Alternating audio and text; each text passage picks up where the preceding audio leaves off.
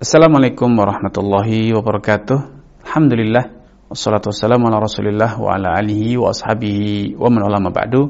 Kaum muslimin, anggota grup Dirasat Islamiyah yang semoga senantiasa dirahmati Allah Subhanahu wa taala.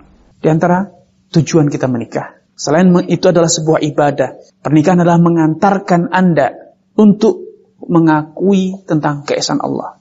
Sehingga seperti Allah gambarkan, wa min ayatihi an khalaqalakum min anfusikum azwajan. Di antara tanda keagungan Allah adalah Allah menciptakan dari diri kalian pasangan-pasangan kalian, litaskunu ilaiha, agar kalian mendapatkan kedamaian ketika kalian kembali kepada istri-istri kalian atau kepada pasangan kalian. Di antara tujuan kita menikah, tujuan menikah salah satunya adalah Anda melangsungkan menjadi bagian dari tongkat estafet kepemimpinan di muka bumi ini. Allah telah menciptakan manusia sebagai khalifah.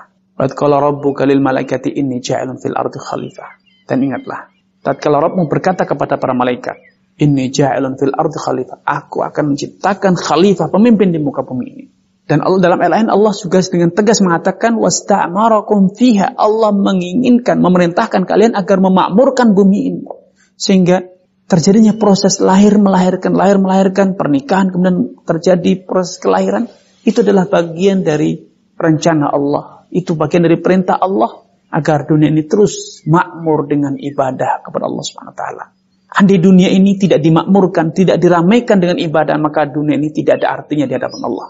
Ad-dunya mal'unun wa mal'unun man fiha, kata Nabi.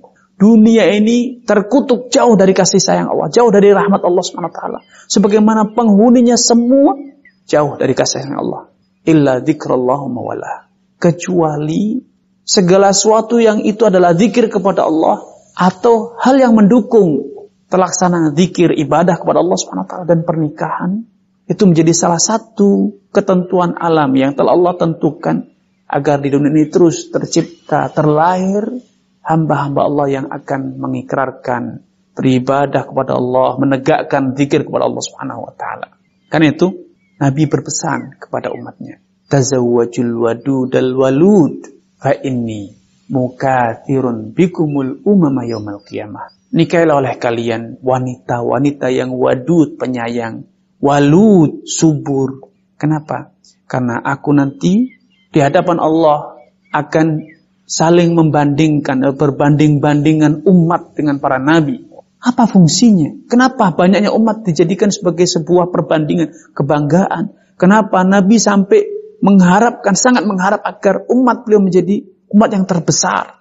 Ya, karena beliau mendapat tugas dari Allah Subhanahu wa taala sebagai seorang rasul, sebagai seorang nabi untuk mengajak manusia mengikrarkan, melantunkan ibadah, mengikrarkan tauhid, ibadah kepada Allah Subhanahu wa taala, yang itu merupakan fungsi dari diciptakan manusia. Ya, ud'u ila sabili rabbika bil hikmah. Serulah manusia untuk berbondong-bondong menuju jalan Allah dengan cara-cara yang bijak. Sehingga dengan pernikahan terlahirnya anak keturunan, itu berarti kita telah mensukseskan misi menjadikan dunia ini makmur dengan ibadah kepada Allah Subhanahu wa taala. Di antara tujuan pernikahan yang ini menjadi poin terakhir yang ingin saya sampaikan pada kesempatan ini.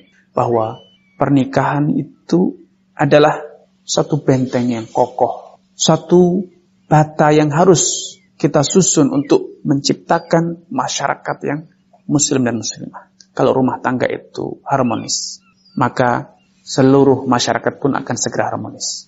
Tapi ketika rumah tangga itu rusak, satu rumah tangga rusak, satu rumah tangga lagi rusak, maka tatanan masyarakat itu pun akan rusak semuanya. Karena itu kita harus sadar bahwa baiknya masyarakat, majunya suatu negeri, jayanya suatu negeri diawali dari rumah tangga. Bagaimana Anda mendidik anak keturunan Anda. Bagaimana Anda tolong-menolong membangun generasi masa depan. Anda ketika menikah Anda bukan lagi saatnya untuk berpikir, saya mencari kepuasan seksual, mencari kepuasan ini dan itu, tidak. Tetapi Anda harus berorientasi ke depan. Dari rumah tangga inilah akan terlahir pemimpin-pemimpin di masa depan. Dari keluarga ini akan terlahir orang-orang soleh yang akan memimpin dunia ini, memakmurkan dunia ini dengan ibadah kepada Allah Subhanahu wa taala. Karena itu Nabi dulu berpesan kepada kaum suami, calon-calon suami. Beliau mengatakan, takhayyaru linutafikum Kalau kalian ingin menikah menyalurkan nafsu, pilihlah di mana engkau akan meletakkan benihmu itu. Jangan sembarang engkau menikah yang penting cantik jelita. Tungkaul mar'atu li arba, kata Nabi. Wanita itu dinikahi karena 4 alasan. Biasanya 4 alasan. Karena kecantikan, harta, jabatan atau kedudukan, dan karena agama. Fadfar fidatid din, kata Nabi. Pilihlah wanita yang beragama. Taribat yadak. Misalnya engkau akan beruntung. Karena dari wanita yang solehah akan terlahir generasi-generasi yang soleh dan solehah. Sebaliknya demikian pula. Jangan nikahkan anak Anda dengan orang yang kaya, tampan, tapi tidak punya agama. Idza atakum man taradawna dinahu.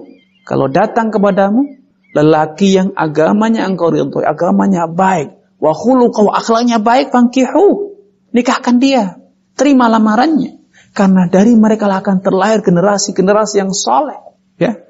Karenanya, saudaraku seiman dan seakidah dimanapun Anda berada. Generasi masa depan, pemimpin masa depan terletak pada rumah tangga.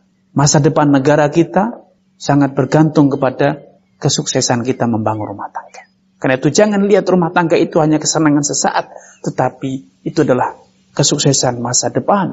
Masa depan negara kita, masa depan bangsa kita, masa depan masyarakat kita sangat bergantung bagaimana kita menikah, bagaimana kita mengarungi bahtera rumah tangga. Sebagai penutup, saya berpesan, tujuan-tujuan yang mulia tersebut tidak akan bisa terwujud.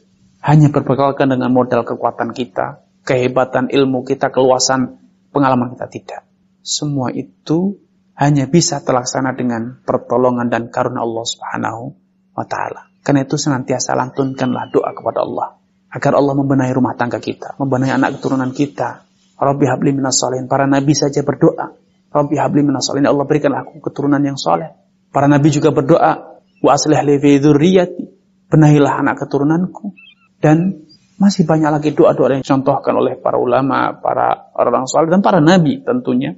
Bagaimana kita harus terus bersandar kepada Allah, mohon kepada Allah agar rumah tangga kita betul-betul menjadi baiti jannati.